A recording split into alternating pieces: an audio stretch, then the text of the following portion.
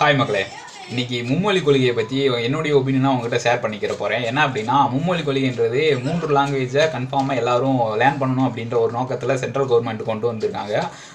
3 language என்னென்ன அப்படின்னா, first native language, second வந்து இங்கிலீஷு, தேர்ட் லாங்குவேஜ் வந்துட்டு எனி அதர் லாங்குவேஜ் நம்ம செலக்ட் பண்ணிக்கலாம். அப்படி ஒரு இது.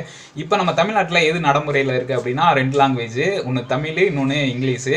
ப்ரைவேட் ஸ்கூல்ஸில் வந்துட்டு அதர் லாங்குவேஜ் யூஸ் பண்ணுறாங்க.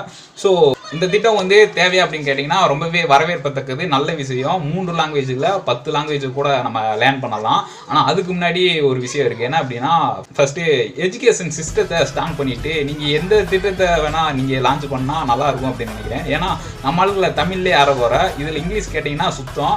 இதுக்கு மேலே இன்னொரு லாங்குவேஜ் வர்றதுன்றது ரொம்ப அநியாயமான விஷயம். ஏன்னா நம்மளுடைய எஜுகேஷன் சிஸ்டமே ஒரு தேவையில்லாத குப்பை தான். அந்த குப்பையில் இப்போ இது ஒரு எக்ஸ்ட்ரா குப்பை.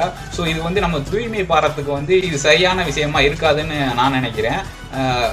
எஜுகேஷன் சிஸ்டத்தை ஸ்ட்ராங் பண்ணிவிட்டு நீங்கள் எந்த லாங்குவேஜையும் நீங்கள் லான்ச் பண்ணுங்கள். லேர்ன் பண்ணுறதுக்கு தமிழ்நாடு மட்டும் இல்லை, நம்மளுடைய இந்தியா ஃபுல்லாமே சப்போர்ட் கிடைக்கும். ஸோ நான் உங்கள் திரைப்பாண்டி, இது நம்ம திரைப்பாண்டி 2001.